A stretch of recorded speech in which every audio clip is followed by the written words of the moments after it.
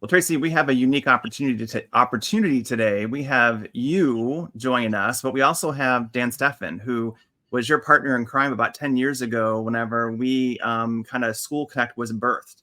And the conversation that we want to have today is that you as an organization and the influential leaders that you are had the opportunity to really choose anything on how you would live out your values in your organization. And there was a conscious decision to invest in schools. And there was a conscious decision to believe that investing in schools would then impact the community. And so the goal today is to really unpack and understand, why did we start with schools, and why are schools so important to the centers of our community?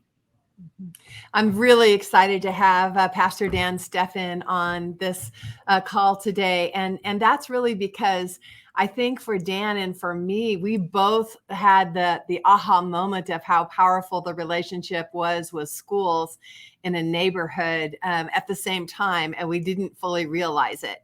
And so when we finally then talked to each other and realized, oh my gosh, this is our joint heart, then we had the opportunity to really join together and launch School Connect. And Dan, I'm so glad you're here. I just love to hear from you, your perspective about what the value was about that and what has it done in the last 10 years.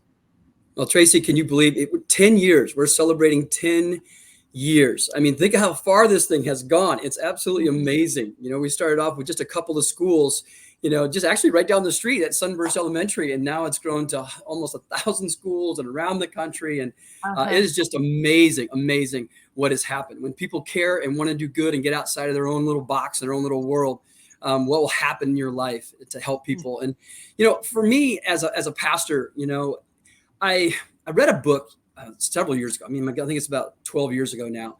And it was called Hole in the Gospel. I received it at a conference. And whenever you go to conferences, you get all these books, people giving out books and leaving stuff on tables. And I just picked it up, like, Hole in the Gospel. And the word gospel means good news. And so, like, what's this about? And so I started reading it, and it wrecked me. And it was talking about how so many churches and pastors and leaders, like, we'll go around the world to help people, but we step over hurts and needs in our own backyard. And so out of that read that just wrecked my heart, I started thinking about what are the needs in our own backyard. And I realized that in this local schools, I started talking to our kids as principals and getting to know their teachers. There were so many needs within those classrooms. You had kids who were refugees. In those classrooms, you had food scarcity issues. You had mental health struggles. You had broken families and loneliness. And all the needs were right there in the school. And I thought, how we do all this stuff around the world, and yet we're walking right past and driving right past our schools every day, where there are these amazing men and women who are raising the next generation, who are desperate for help and encouragement. And in talking to some of our principals, Mrs. Hammer, I'll never forget, and Mrs. Balthus at the elementary school, they were like, would you be willing to just kind of come to one of our site council meetings, you know, and just hang out? And I'm thinking, okay, I'll show up. And there'll be quite a few people there and just kind of blend in.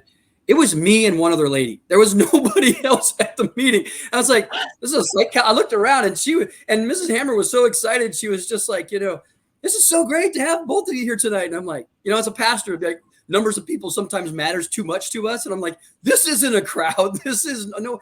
And she was just excited that somebody showed up. And I remember when we first did our first big parent university, it's now called Parent Connect. And I was thinking, you know, what are we going to do? And this would be great. And I was hoping for like 100 people. We had 15 parents show up to the first one. And I thought our principal was going to lose her mind. She was like going to pass out. She goes, I can't believe the parent engagement we're having. I'm like, parent engagement? This is just the beginning. Are you kidding me? And so we just watched more and more parents connect, more and more people. And what we saw is just the level of joy just in leadership, just in our principles start to rise. And I'm just a big believer that joy lifts us.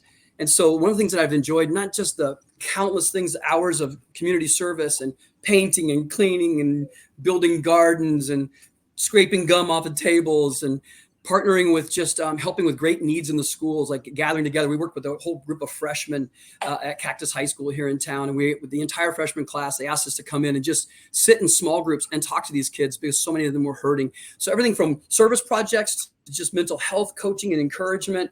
I watched these principals just be filled with joy, and teachers and thanking us for what they were doing. And I just think that as people who want to do good, we have the opportunity to change the atmosphere around us everywhere we go. Mm-hmm. And my life is just, I want to live and be a thermostat, not a thermometer. I don't want to take on the temperature of what's around me. I want to set the temperature. And so I think we have such a great opportunity in our schools to bring joy just by saying, we're going to show up, we're going to care, we're going to serve. Mm-hmm. And the difference it's making. I mean, you think about, this is the future of our country. This is the next generation. So what greater cause is there than to go, hey, let's go into these schools and let's love and let's care and let's make a difference, because when the atmosphere changes, everything changes. And joy lifts us. And it's just been an absolute blast for me to do that. And so we started as a church just saying, hey, we want to do good. We believe we're created to do good. And all of a sudden, schools started opening doors and allowing us to come on their campuses and do good, cleaning, painting, helping. And it's been an absolute blast. It's one of the greatest things we do as a church. It's also one of the things as a pastor I get the most feedback from parents and families. I'll be out in public and people will come up to me and say, thank you for what your church is doing at our school. Thank you so much for caring about our school. I'll have parents that have opened up to me and started sharing with me about difficulties going on with raising their kids, difficulties going on even in their marriages, because people trust people who do good. They just feel like that's a person in my life. And if we as churches are willing and people are willing to go and do good, we'll open the doors for so much more than just painting a bathroom. We'll get to have real conversations with people who are hurting and actually be just a listening ear to encourage them. And so I know I'm just giving the shotgun blast because I'm so excited today. You know how I'm wired, Tracy, but off my heart, my friend, those are just some things that are rumbling through my heart at this 10-year mark. It has just been an absolute blast. Mm-hmm. And the thing that blows my mind is realizing that when you bring a group of people who all want to do good for a school, there's a school in every single neighborhood. So how powerful it is when we build a village of support around those schools in every neighborhood. That overcomes polarization. It creates trust. It helps us focus on the common good that we can accomplish together, and that transforms communities. Well, and we live in a time where everything is so politicized, everything is so volatile. And I feel like schools have been sometimes ground zero for all the division and the fighting and all the different political footballs that people like to use. And what I am finding with administrators and superintendents and principals and teachers is they're like, and we're just trying to help raise the next generation. And they feel so alone. And when you come alongside them and go, hey, I see you, you matter. And even if we don't agree politically on different things, we can all agree that we should love one another, encourage one another. We were made to be a part of each other's lives. We're not together at this point in history on accident. So let's find a way to serve each other. And I think when we just start focusing more on doing good and focusing on what can unite us versus what divides us, it makes a massive difference. And there's a lot of teachers out there, and there's a lot of principals. Let's just be honest. They feel alone. And we have the opportunity in our church to say, you know what, you're not alone. And you don't have to do this alone. And you do matter. And I won't get into some of the details of it, but just some of the personal conversations I've had with leaders in public schools, just their gratitude alone, it just wrecks me, because this isn't hard. This isn't this is easy. We could all do this.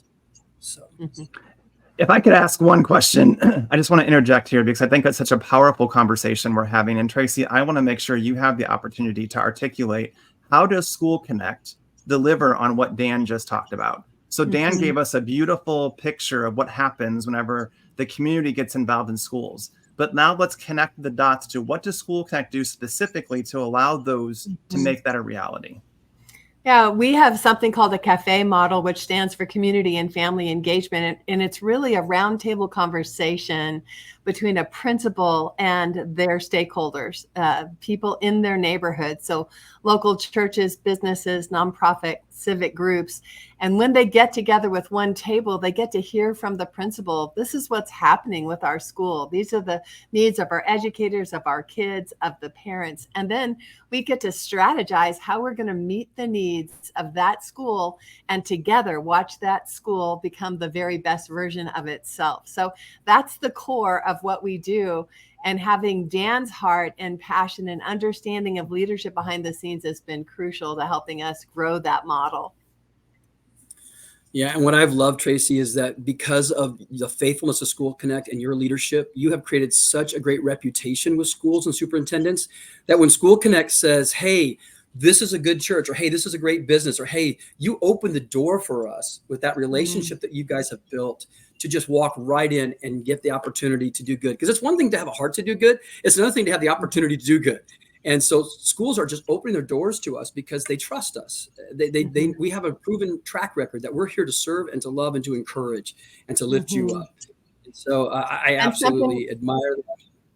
Something else that you're really saying, Dan, is that we listen. We don't come with agendas. We don't tell them what to do. We don't tell them how they're right or wrong. We listen. We ask, what do you need? What are you trying to accomplish? And that's a powerful way that you win trust, and that then you have the opportunity to serve them in a way that means the most to them, right?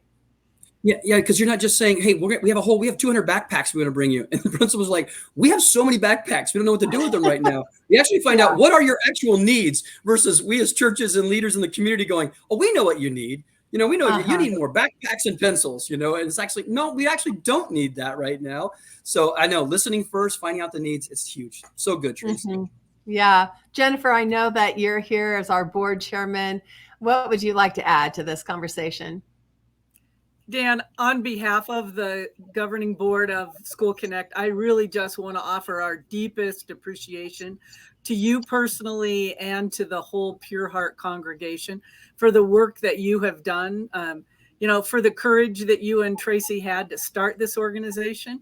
And so given your long and illustrious and active history with School Connect, what would you say to someone, whether they represent just themselves as a community member or they represent another faith community or a business?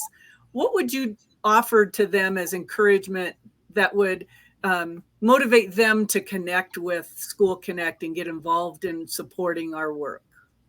I'm just going to get real personal and heart level for a second. The bottom line is all of us live with this deep need inside of us is my life making a difference?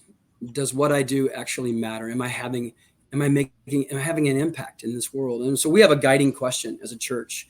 And it's really a personal question for me, that if we were gone tomorrow, would we be missed? And I think the opportunities we've been given to serve our local schools and the difference that we've been allowed to make and that we're blessed to make, I can absolutely say now that Pure Heart would be missed if we were gone tomorrow. That there are thousands upon thousands of families and schools just right around our 5 schools right in our own neighborhood, I can tell you right now, that would miss us if we were gone. So if you want to live a life that matters, there's a school right down the street that needs your love. That's what I would say. Thank you. Thank you. And School Connect has been honored to be the sort of broker for those kinds of relationships. And so those good things happen at school because of the work of the School Connect team. So really proud to support them. I'm proud of you guys. Honored to be a part of it with you. What an exciting conversation we've had this morning. And we could go on and on and on with this conversation, because there's so much value coming out of the conversation. But the one thing that I want to take away from here is the realization that you don't need to have a child in the local school to get involved in School Connect or in your local school. And I will tell you, as a member of the community, I didn't make that connection before I had kids in the school. I didn't look at the school as a place for me to go and serve and be a part of a solution. I didn't connect the dots that by going to school, I was impacting the community. So we just want to challenge everybody who wants to set the temperature different in their community, who wants to bring joy to their community, to really get involved into your local school, reach out to School Connect and see how you can partner with us. We need partners who want to invest financially in the work that we do. We are serving schools across the entire state of Arizona. School Connect has gone national. We have so many opportunities, but we need to have the financial resources to be able to match those opportunities. Some people can't give financially. And so we would ask you, you have talents, you have relationships, you have ideas. Would you partner with us and get involved from a relational perspective? If you're interested in either one of those options, you have 2 options. One, go to our website, www.schoolconnectaz.org. Or if you just can't wait and you are so excited, send us an email right now. Don't do anything else. Right now, take your phone and open your phone and put this email address, info@schoolconnectaz.org, and tell us how you want to get involved, how you want to connect. Until next time.